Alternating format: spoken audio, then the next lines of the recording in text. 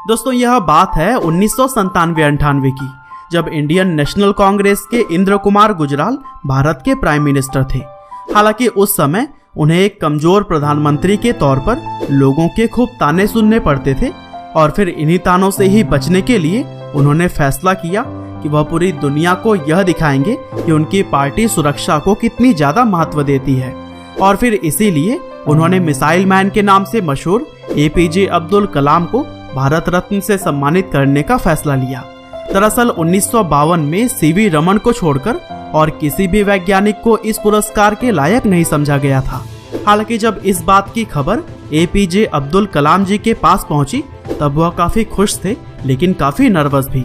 और नर्वस इसलिए क्योंकि उनके पास समारोह में पहन के जाने के लिए ना तो अच्छे सूट थे और ना ही अच्छे जूते।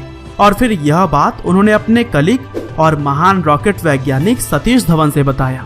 हालांकि सतीश धवन यहाँ पर हंस पड़े और उन्होंने अब्दुल कलाम से कहा कि तुम पहले से ही सफलता के सूट पहने हुए हो, इसीलिए तुम्हें दिखावे की कोई जरूरत नहीं, तुम जिस भी हालत में हो वैसे ही समारोह में पहुंचो।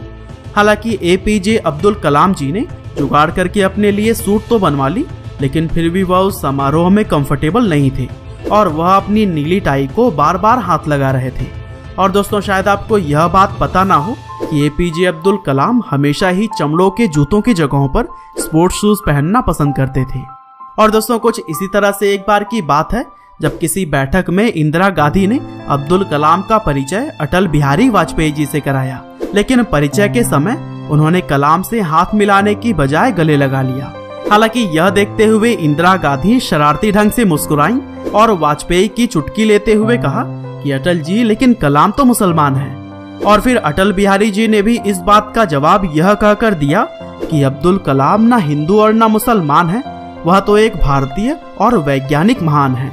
हालांकि इस इवेंट के 18 दिनों के बाद जब वाजपेयी दूसरी बार प्रधानमंत्री बने तो उन्होंने कलाम को अपने मंत्रिमंडल में शामिल होने का न्योता दिया। दरअसल अगर कलाम इस इनविटेशन को स्वीकार कर लेते तो फिर बीजेपी को न सिर्फ एक काबिल मंत्री मिलता बल्कि पूरे भारत के मुसलमानों को यह संदेश जाता कि बीजेपी की सरकार में जातिवाद नहीं चलता है।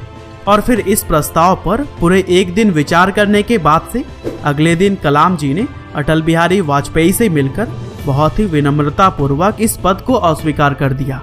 दरअसल उन्होंने कहा कि न्यूक्लियर टेस्टिंग अपने अंतिम चरण में पहुंच रहा है और वह अपनी वर्तमान जिम्मेदारियों को निभाकर देश की बेहतर सेवा कर सकते हैं। और फिर इसी वाकया के 2 महीने के बाद भारत ने न्यूक्लियर बम टेस्ट किया था और इस उपलब्धि में अब्दुल कलाम जी का बहुत ही बड़ा योगदान रहा। और दोस्तों फिर इसी तरह से आगे चलकर 2002 में जब एपीजे अब्दुल कलाम भारत के राष्ट्रपति बने तब उनके सामने यह समस्या आई कि बरसों से नीली कमीज और स्पोर्ट्स शूज पहनकर हर जगह जाने वाले कलाम अब क्या पहनेंगे, क्योंकि उन्हें भारत देश को पूरी दुनिया के सामने रिप्रेजेंट करना था। और ऐसे में पोशाक का भी अच्छा होना कहीं न कहीं मायने जरूर रखता है। और इसीलिए उन्होंने उस दर्जी को बुलवाया जिसने पिछले कई राष्ट्रपतियों के सूट सिले थे।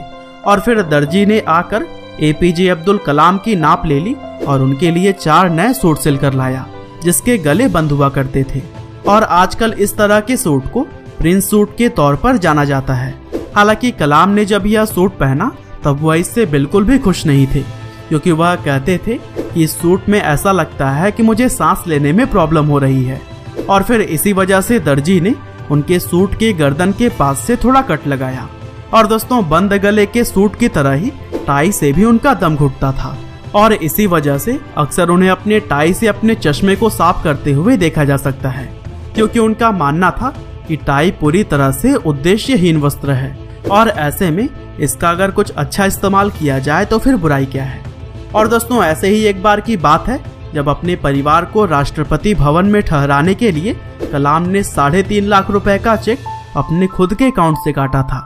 वैसे तो आजकल के कई सारे नेता लोगों को भ्रष्ट माना जाता है, क्योंकि वह जनता के लिए कम काम बल्कि अपने पॉकेट भरने के लिए ज्यादा करते हैं और अगर उन्हें कहीं से भी थोड़ा भी मौका मिल जाए तो वह लोगों को लूटने में लग जाते हैं। हालांकि डॉक्टर कलाम जैसे राष्ट्रपति शायद ही हमें दोबारा मिले, क्योंकि एक बार की बात है एपीजे अब्दुल कलाम जी ने अपने परिवार के करीब 52 लोगों को दिल्ली आमंत्रित किया और वे सभी लोग कुल 8 दिन राष्ट्रपति भवन में रुके।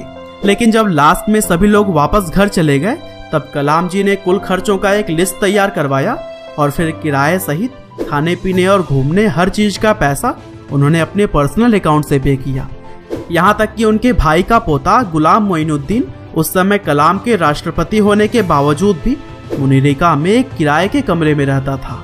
और दोस्तों, दिसंबर 2005 में उनके बड़े भाई जब अपनी बेटी नजीमा और पोता गुलाम के साथ हज यात्रा के लिए मक्का गए तब सऊदी अरब में भारत के राजदूत को इसके बारे में पता चल गया और फिर उन्होंने राष्ट्रपति को फोन करके परिवार को हर तरह की मदद देने की पेशकश की।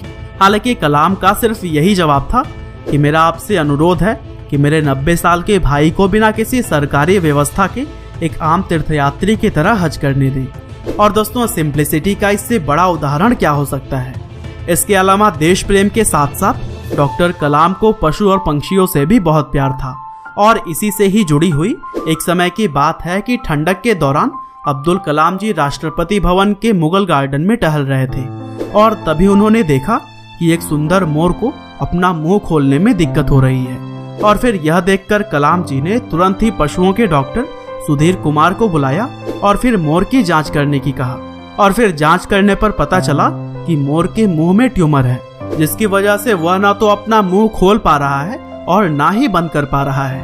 हालांकि तुरंत ही आदेश के बाद से उस मोर की सर्जरी की गई और फिर उसका ट्यूमर निकालने के बाद जब वह पूरी तरह से ठीक हो गया तब दोबारा उसे मुगल गार्डन में ही लाकर छोड़ दिया गया। इसके अलावा टहलते समय ही कलाम जी ने यह देखा कि सुरक्षा गार्ड के कैबिन में हीटिंग की कोई भी व्यवस्था नहीं थी और कड़ाके की ठंड में वहां पर मौजूद गार्ड्स कांप रहे थे। और फिर उन्होंने तुरंत ही संबंधित अधिकारियों को बुलाया और उनसे गार्ड के कैबिन में जाड़े के दौरान हीटर और गर्मी के दौरान पंखा लगवाने की व्यवस्था करवाई। और दोस्तों, एक बिजी प्रेसिडेंट होने के बावजूद भी अब्दुल कलाम अपने लिए भी कुछ समय जरूर निकालते थे और अपने निकाले हुए समय में उन्हें रुद्रवीणा बजाते हुए भी देखा जा सकता है। इसके अलावा डॉक्टर कलाम एक धार्मिक मुसलमान भी थे जो कि हर दिन सुबह की नमाज जरूर ही पढ़ा करते थे। साथ ही उन्हें कुरान और गीता पढ़ते हुए भी अक्सर देखा जा सकता था। और दोस्तों, कलाम साहब पूरी तरह से ही शाकाहारी थे। और इन सभी बातों से आपको यह अंदाजा तो लग ही गया होगा कि हमारे missile man doctor APJ Abdul Kalam ji किस तरह के इंसान थे। बाकी अगर आपको यह वीडियो पसंद आई हो तो इसे शेयर करना बिल्कुल भी ना भूलिएगा। और इसी तरह के इंटरेस्टिंग वीडियोस को लगातार देखने के लिए कृपया लाइव हिंदी को सब्सक्राइब करें, साथ ही बेल आइकन को भी दबाना ना भूलिएगा। आपका बहुमूल्य समय देने के लिए बहुत बहुत धन्यवाद।